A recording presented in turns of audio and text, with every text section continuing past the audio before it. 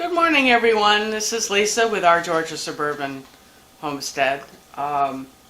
We have been furiously making jams and jellies to market at the pop-up festivals that we'll be doing from now until Christmas.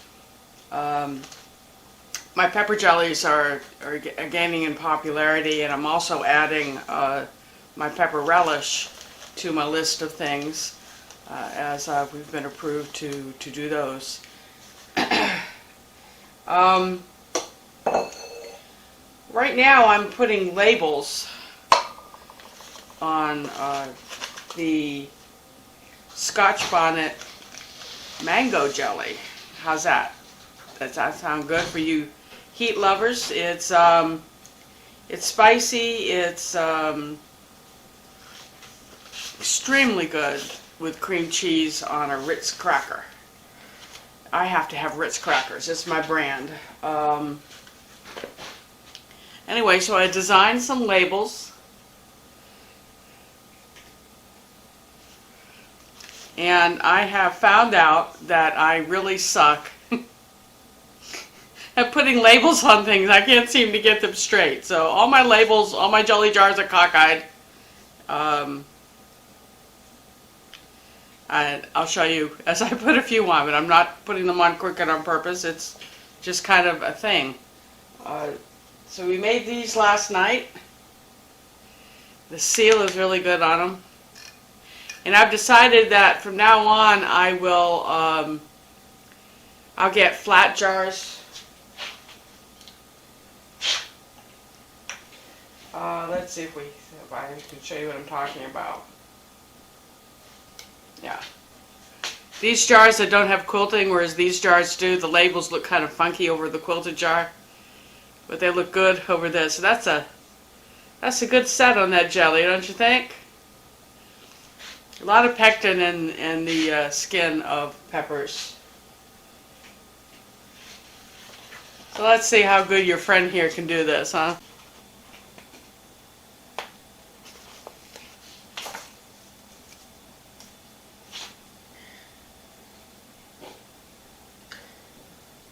There's a smooth spot there.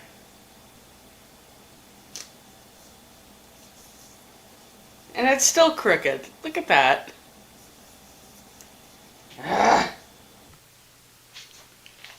So I'm going to go ahead and finish this up.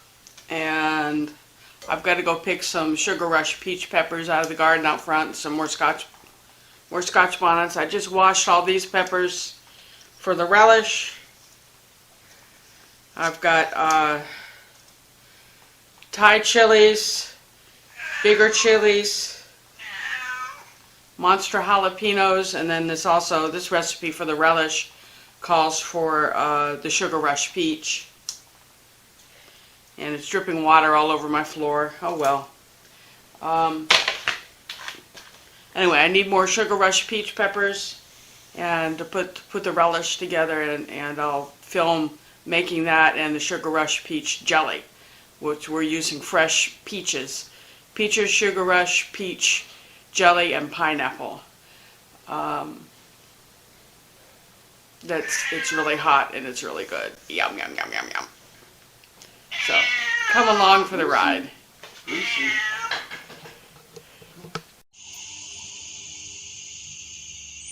Look, Brucey in the garden. Brucey in the garden. With the morning glories that have to come out. They just have to come out, Brucey. Why don't you reach over and pull those flowers out, those vines out of my peppers? The mulleins falling over. But the Sugar Rush peaches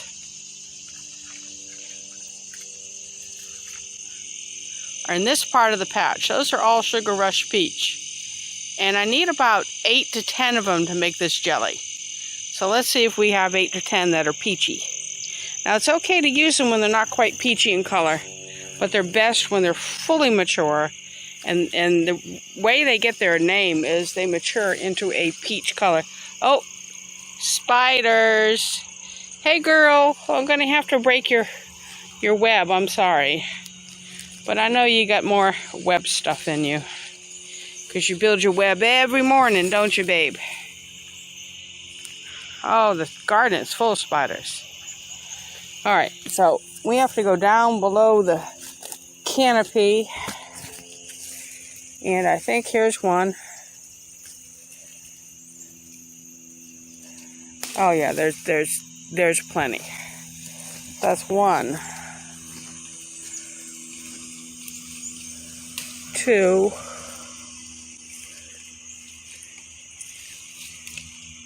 Oh, that one came off on its own. 3. I'm gonna need both hands, y'all, so I gotta put the phone down.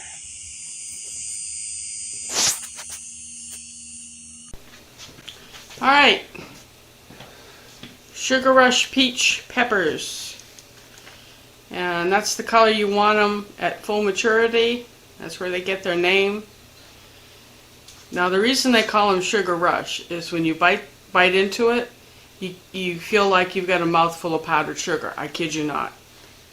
And then they've got the heat of a Scotch bonnet, which is the same level as a habanero. And when I tried these the first time, when the people in my pepper club pages on Facebook, if you want to look me up on Facebook, it's Pepperhead Seed Exchange, where people either sell their seeds to each other or trade. Very popular, several thousand people on it. Anyway, they all said, "Oh, we just snack on these." I bit into it because I planted them, and I don't know why I remember the date because I can't remember what I had for breakfast. But I planted them August 23rd. And by Christmas, even though it was cold outside, I had peppers in the greenhouse. So I asked them this, and I went out to the greenhouse and I picked one and went, bit into it. I went, oh, that's really interesting. And then I had to run out of the greenhouse, clutching trees, dizzy, wanting to vomit, and spitting. I spit for about 10 minutes. So if you can't take the heat, don't do that. But they're wonderful in jelly and in relishes and cooking a pot of beans or whatever you like to put hot pepper in. It's a little too hot for me to put into something that Charlie will eat, right, Charlie? Oh, yeah. But he'll eat the jelly. So when you combine a hot pepper with sugar, table sugar, and or pineapple, it takes the pain out but leaves enough of the heat ambiance for you to actually taste what the pepper tastes like, and it's really quite nice. Isn't it, honey? Yes, it's pretty good. He's over there. Okay, so I'm gonna wash these and then I'll let you watch me grind them up. Okay? Be right back.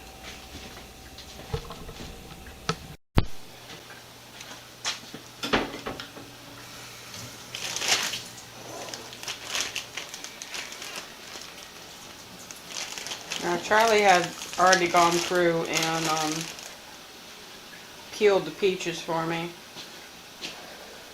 which saves me a lot of time, and I just don't have patience for it. I would have left the skins on, but that's just me. Yeah, those my hands.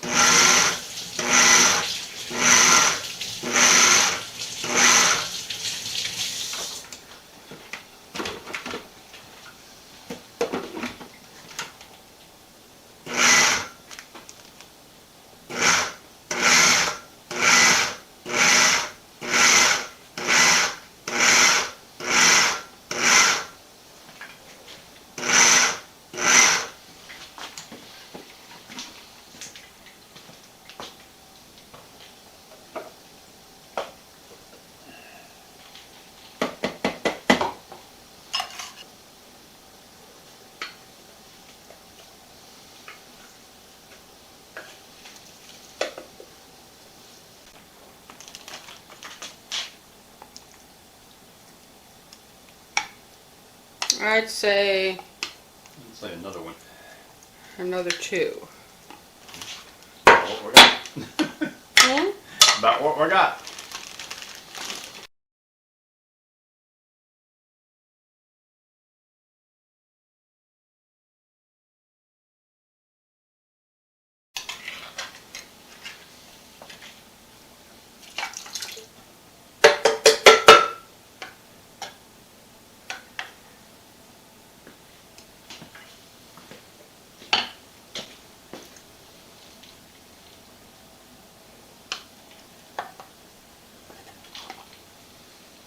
So that's 3 cups more fruit, so it's 7 cups. Now comes the scary part. Charlie stepped out of the room, and when he sees what I'm about to do, he'll probably step back out of the room. He can't take heat, but this will make me gag. Sugar Rush Peach Pepper. 1, 2.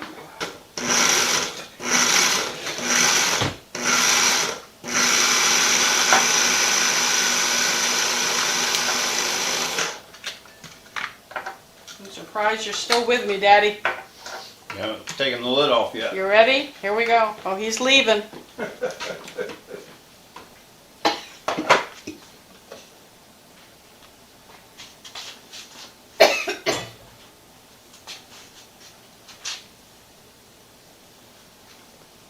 I'm pulling this up.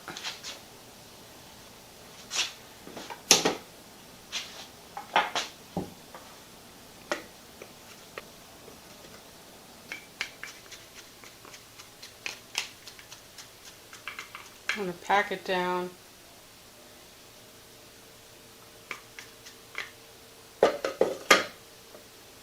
Okay, so we doubled the recipe, but for one recipe you want 1/4 cup of your peppers. Now we've got 1/2 cup.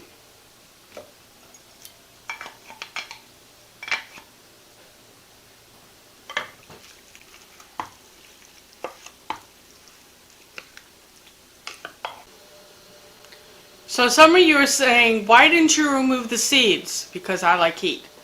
A lot of the heat is in the seeds, and those people who are going to be eating this are going to be heat lovers, so they will appreciate the intensity that the seed brings to the jelly.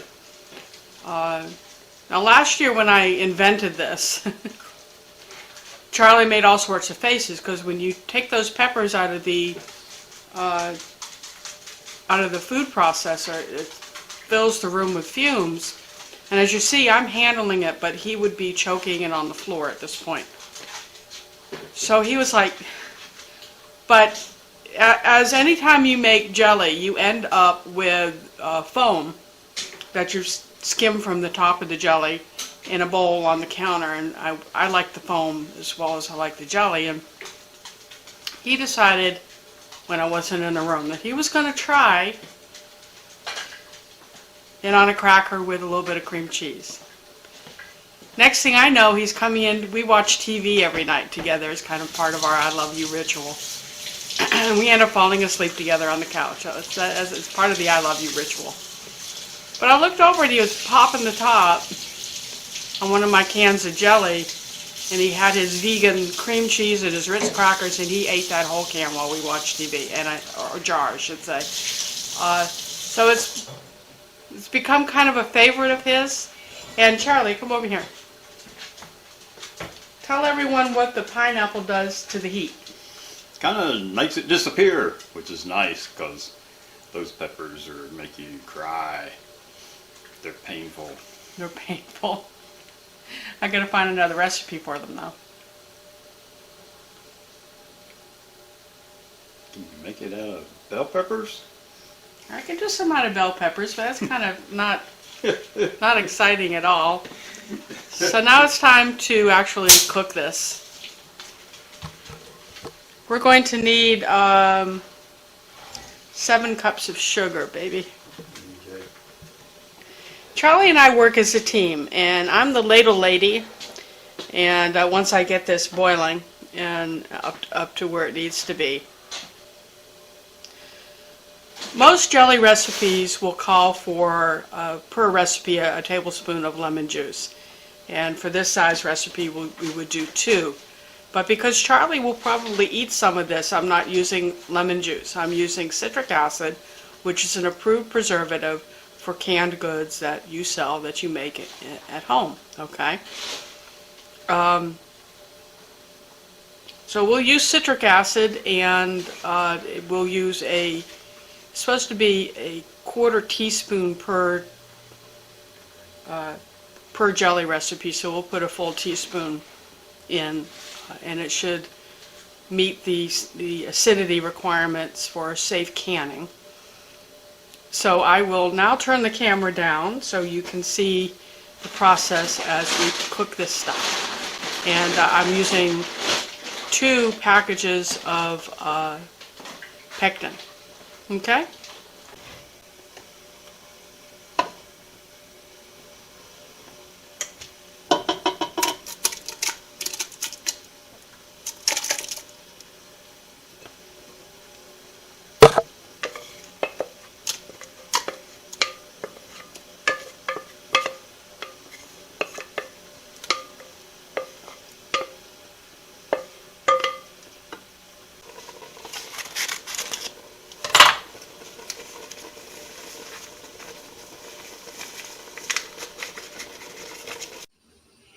Okay, so we have added equal amounts of fruit and to sugar in the pot and stirred it up and put in a half a teaspoon of citric acid, which is what it requires for a double recipe.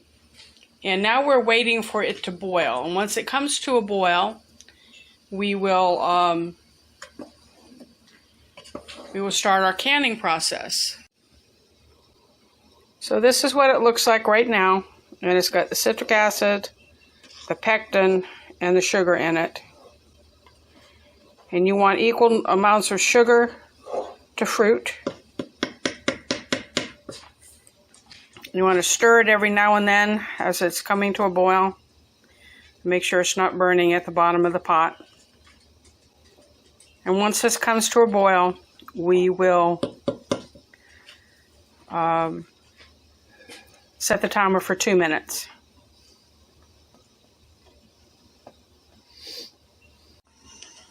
As the mixture starts to boil, it forms this foam.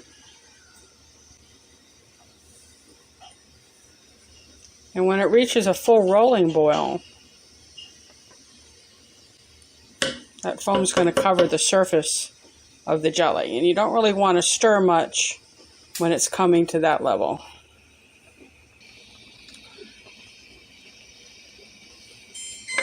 Oh, thank goodness. Charlie's going to turn off the alarm, then he's going to turn off the heat.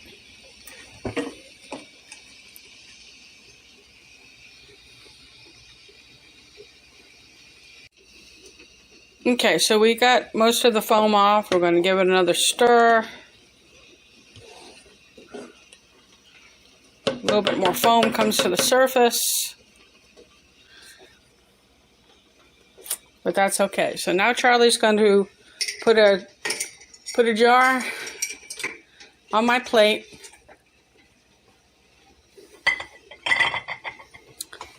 I put one of these doofers in the top. These make life a lot easier.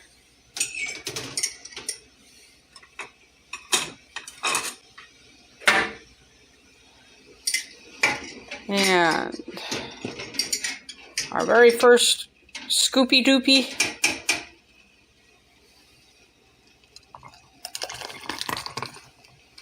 I didn't get a good shot of that. You know, I must go. I might try. And you want it to that first ring. Maybe Charlie will hold the camera while I do that and show you.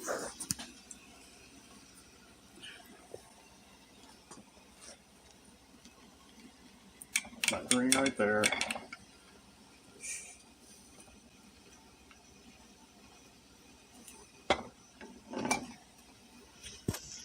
That's about where you want it.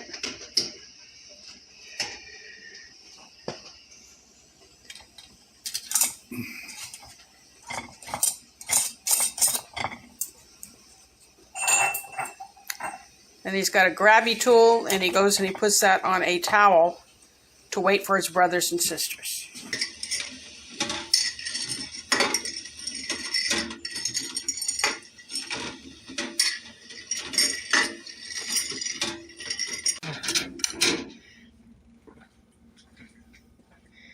Well, you know what? I didn't notice any heat at all. Yeah, we'll get a doctor to look at your tongue. Yeah, a doctor look at my tongue? Have you ever? Not working. It's not working? Shouldn't that water be a little higher? Nope. Doesn't actually have to be submerged. You just create a steam bath. Well, I thought it had to be a little higher. Nope. We'll put a lid on it, and it'll be completely surrounded by steam.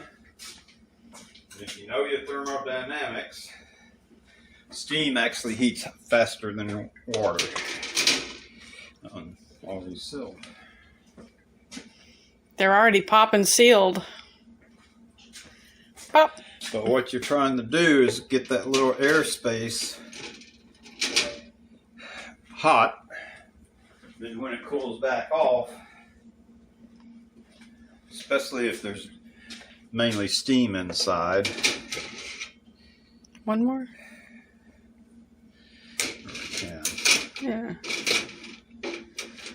Just to get them out. Oh, did you hear that pop? Yep.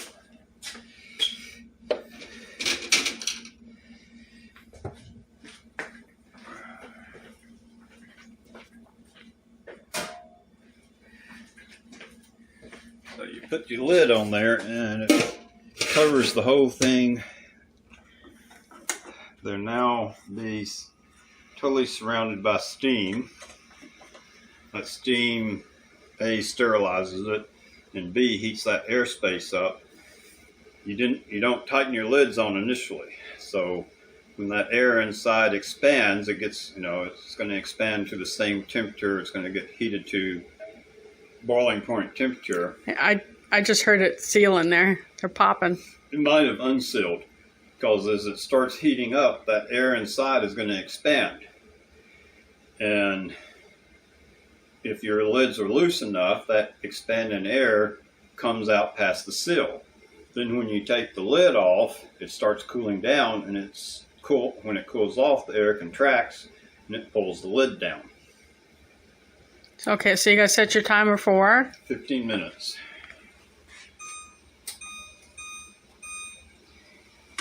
And it only needs to be hot enough to be boiling. Once you got steam in there and you got just a little bit of steam coming out one side so that you know the whole chamber is full of steam, anything you put in there is going to be heated to the temperature of the steam almost instantly because that vapor is going to condense on anything cooler, transferring heat into it. Okay, so we come back in 15 minutes? Yep, and then we start the next set. Now, y'all, I'm gonna have him taste this. Taste it, baby. Tell us if it sets you on your butt.